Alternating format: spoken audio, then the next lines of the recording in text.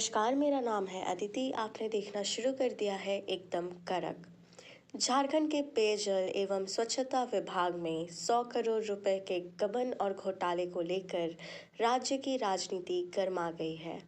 विधानसभा में इस मुद्दे पर सत्ता पक्ष के विधायकों ने ही अपनी सरकार को कटघरे में खड़ा कर दिया। वहीं विपक्षी विधायकों ने भी इस मुद्दे पर जमकर हंगामा किया। तो आइए जानते हैं इस पूरे मामले की पूरी सच्चाई विस्तार से। इस पूरे घोटाले का मामला विधानसभा में कांग्रेस विधायक दल के नेता प्रदीप यादव ने उठाया। उन्होंने बताया कि विभाग के स्वर्ण रेखा प्रमंडल में फर्जी बैंक खाते खोलकर करोड़ों रुपए की अवैध निकासी की गई। इस घोटाले में कई अभियंताओं की संलिप्तता सामने आई है, लेकिन अब तक केवल रोकरपाल संतोष कुमार के खिलाफ ही कार्रवाई हुई है। वित्त विभाग की जांच रिपोर्ट का हवाला देते हुए उन्होंने कहा कि इस मामले में कई बड़े अधिकारियों की भूमिका संदिग्ध है, लेकिन उन पर कोई ठोस कार्रवाई नहीं हुई है। इस सवाल पर जब प्रभारी मंत्री योगेंद्र प्रसाद से जवाब मांगा गया, तो उन्होंने आश्वासन दिया कि मामले की विभागीय जांच कर 7 दिनों के भीतर सदन को जानकारी दी जाएगी। मंत्री के इस जवाब से विपक्षी विधायकों के साथ साथ सत्ता पक्ष के कई विधायक भी असंतुष्ट दिखे। झारखंड मुक्ति मोर्चा के विधायक स्टीफन मरांडी और कांग्रेस के विधायक रामेश्वर उरांव ने सरकार पर मामले को दबाने का आरोप लगाया। उनका कहना था कि जब वित्त विभाग की रिपोर्ट में कई अधिकारियों को दोषी ठहराया गया, तो सिर्फ एक कर्मचारी पर ही कार्रवाई क्यों की जा रही है। वहीं झामुमो के मथुरा महतो और हेमलाल मुर्मू ने भी सवाल उठाते हुए कहा कि विभागीय जांच सिर्फ लीपापोती के लिए की जा रही है। उन्होंने मांग की कि मुख्य अभियंता प्रभात कुमार सिंह, कार्यपालक अभियंता चंद्रशेखर समेत अन्य अभियंताओं के खिलाफ भी प्राथमिकी दर्ज होनी चाहिए। विधानसभा में भारतीय जनता पार्टी के विधायक नवीन जायसवाल ने भी इस घोटाले को लेकर सरकार पर निशाना साधा। उन्होंने कहा कि जब सत्ता पक्ष के विधायकों को ही दोषियों पर कार्रवाई के लिए इतनी मशक्कत करनी पड़ रही है, तो विपक्ष के मुद्दों पर सरकार का क्या रवैया होगा, इसका अंदाजा लगाया जा सकता है।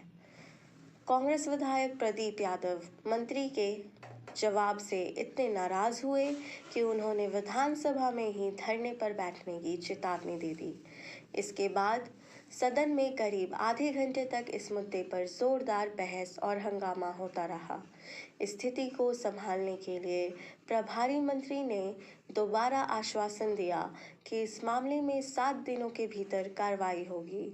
इसके बाद विधानसभा अध्यक्ष ने इस प्रश्न को 7 दिनों के लिए स्थगित कर दिया। अब सवाल उठता है कि 7 दिनों में इस घोटाले पर सरकार क्या कार्रवाई करती है। क्या सिर्फ छोटे कर्मचारियों पर ही गाज गिरेगी या फिर बड़े अधिकारियों पर भी कानूनी शिकंजा कसेगा। इस मामले की अगली चर्चा 7 दिन बाद होगी और तब तक सभी की निगाहें सरकार के फैसले पर टिकी रहेगी। झारखंड के पेयजल एवं स्वच्छता विभाग में 100 करोड़ रुपए के गबन और घोटाले को लेकर राज्य की राजनीति गर्मा गई है। विधानसभा में इस मुद्दे पर सत्ता पक्ष के विधायकों ने ही अपनी सरकार को कटघरे में खड़ा कर दिया। वहीं विपक्षी विधायकों ने भी इस मुद्दे पर जमकर हंगामा किया। तो आइए जानते हैं इस पूरे मामले की पूरी सच्चाई विस्तार से। इस पूरे घोटाले का मामला विधानसभा में कांग्रेस विधायक दल के नेता प्रदीप यादव ने उठाया। उन्होंने बताया कि विभाग के स्वर्ण रेखा प्रमंडल में फर्जी बैंक खाते खोलकर करोड़ों रुपए की अवैध निकासी की गई। इस घोटाले में कई अभियंताओं की संलिप्तता सामने आई है, लेकिन अब तक केवल रोकरपाल संतोष कुमार के खिलाफ ही कार्रवाई हुई है। वित्त विभाग की जांच रिपोर्ट का हवाला देते हुए उन्होंने कहा कि इस मामले में कई बड़े अधिकारियों की भूमिका संदिग्ध है, लेकिन उन पर कोई ठोस कार्रवाई नहीं हुई है।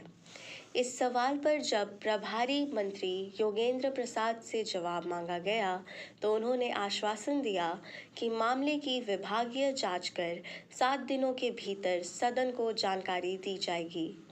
मंत्री के इस जवाब से विपक्षी विधायकों के साथ साथ सत्ता पक्ष के कई विधायक भी असंतुष्ट दिखे।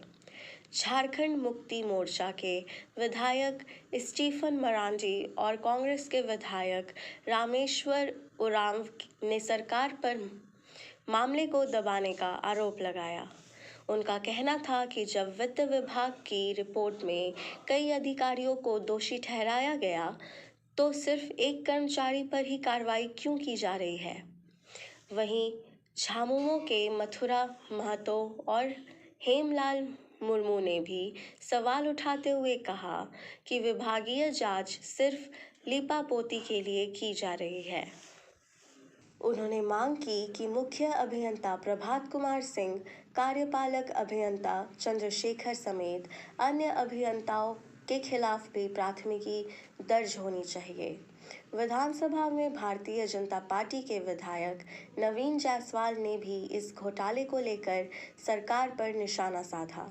उन्होंने कहा कि जब सत्ता पक्ष के विधायकों को ही दोषियों पर कार्रवाई के लिए इतनी मशक्कत करनी पड़ रही है तो विपक्ष के मुद्दों पर सरकार का क्या रवैया होगा, इसका अंदाजा लगाया जा सकता है। कांग्रेस विधायक प्रदीप यादव मंत्री के जवाब से इतने नाराज हुए कि उन्होंने विधानसभा में ही धरने पर बैठने की चेतावनी दे दी। इसके बाद सदन में करीब आधे घंटे तक इस मुद्दे पर जोरदार बहस और हंगामा होता रहा। स्थिति को संभालने के लिए प्रभारी मंत्री ने दोबारा आश्वासन दिया कि इस मामले में 7 दिनों के भीतर कार्रवाई होगी। इसके बाद विधानसभा अध्यक्ष ने इस प्रश्न को 7 दिनों के लिए स्थगित कर दिया। अब सवाल उठता है कि 7 दिनों में इस घोटाले पर सरकार क्या कार्रवाई करती है। क्या सिर्फ छोटे कर्मचारियों पर ही गाज गिरेगी या फिर बड़े अधिकारियों पर भी कानूनी शिकंजा कसेगा। इस मामले की अगली चर्चा 7 दिन बाद होगी और तब तक सभी की निगाहें सरकार के फैसले पर टिकी रहेगी। ऐसी खबरों के लिए देखते रहें एकदम कड़क। धन्यवाद।